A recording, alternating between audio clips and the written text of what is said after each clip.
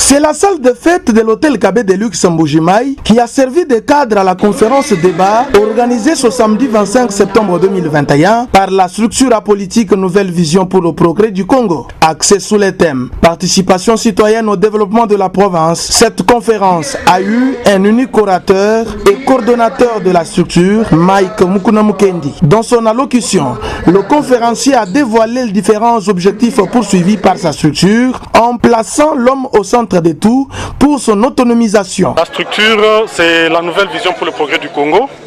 En sigle, nous disons la Noviproc. Alors, c'est une structure qui essaie de travailler d'abord beaucoup plus dans l'auto-prise en charge de l'homme. Cela veut dire, nous d'abord, nous Kassaïens, nous Congolais, devons savoir qu'est-ce que nous devons faire ou nous pouvons faire pour notre pays, pour notre province dans les cas actuels. Et cela maintenant va nous pousser à poser des actes ou des actions qui vont amener ceux qui nous gouvernent à agir en notre faveur. Donc nous sommes là pour l'éveil de la conscience, pour l'éveil patriotique, pour l'éveil de ce sentiment-là patriotique, de cette révolte-là, afin que nous puissions agir pour le bien-être de notre population et contraindre ceux qui nous gouvernent à agir pour les raisons. Et c'est ça même, si vous voyez le thème de notre conférence, c'était la participation citoyenne. La participation citoyenne dans le développement de sa province. Donc, pour que cette province puisse se développer, il y a notre rôle à jouer en tant que peuple. On ne peut pas tout abandonner entre les mains de nos dirigeants, mais il y a notre rôle en tant que citoyens qui doit faire qu'ils vont agir parce qu'ils ne sont là que par mandat. Et c'est nous qui les avons donné ces mandats par les élections. Donc c'est un peu ça le rôle de notre structure. Notre devise, c'est la vision, travail et le progrès. Pourquoi cette devise? Parce que tout commence par une vision. Et de la vision naît l'esprit du travail. Et aussi un travail bien fait amène le progrès. Et si nous voulons que notre province puisse émerger, nous devons avoir des visions positives et faire un travail bien fait avec amour.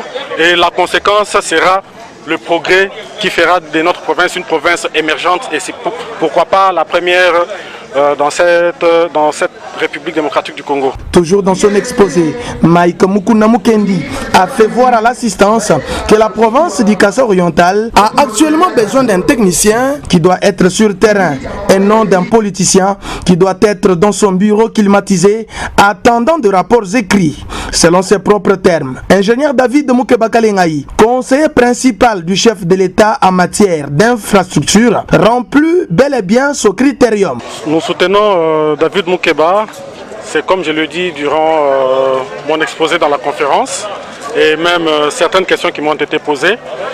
C'est au-delà du fait qu'il ait des compétences requises à cette fonction, mais au moins c'est un technicien de formation.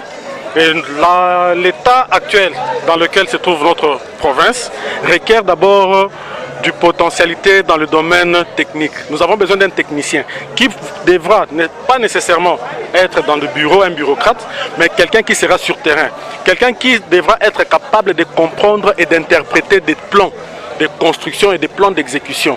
Et cela déjà aura un impact positif, même dans la diminution de coûts de certains projets. Parce que notre province, vous savez, à l'état actuel, n'a pas assez de moyens. Et nous devons non seulement aller avec des moyens de bord, mais nous devons essayer de voir comment partir avec ces moyens-là et faire quand même grand chose.